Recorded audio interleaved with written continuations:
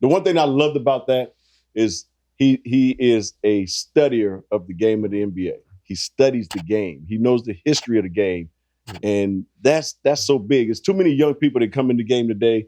They're in the NBA. You mention the name, they be like, "Who's that?" Yeah. You're like, you don't know the history of the game. So it's so important for young people to understand where they, look, where this game has come from to this particular point is amazing. I have to tell you a little story. It's a story like, you talk about the history. Yes. When I was, trying out, doing my tryouts to come in the league, you had to fly to all these different teams. And I got here to LA and they said, "Oh, we're gonna make you play one-on-one with someone." And I'm like, "Oh, okay, I think it's another guy who they looking at." And out walks Magic. I'm like, "Oh shit," And I'm trying to be cool and calm. I'm like, "Man, John about to play one-on-one." And so we playing one-on-one, right? I'm saying, I just want to block his shot, right? Man, I'm almost throwing my shoulder out of socket trying to block the shot. And I don't think the dude ever jumped over 2 inches and wore my ass out. And after I left that thing, I was like, boop. I got to get smarter. Yeah. It ain't about the physical attributes. You have to be a smart player.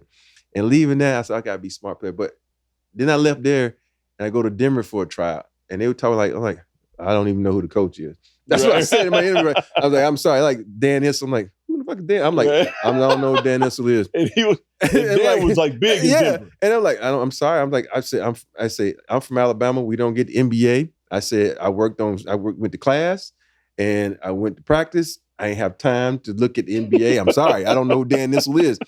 And then I go back and like, damn, Dan Issel was a bad man. Dan Issel could play. Yeah. And then when I get to Phoenix and they were talking about the Hawk, I'm like, I'm sorry. I don't know who the Hawk is.